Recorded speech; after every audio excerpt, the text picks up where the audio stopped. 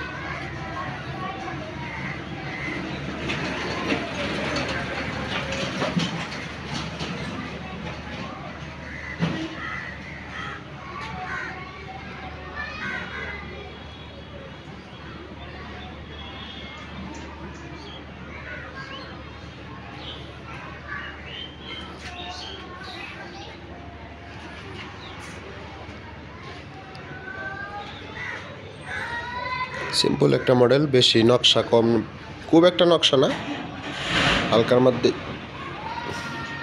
বেশি ডিজাইন হয়তো অনেকের পছন্দ হয় না। এটা অর্ডারই দেওয়া, একজন অর্ডার দিছিল।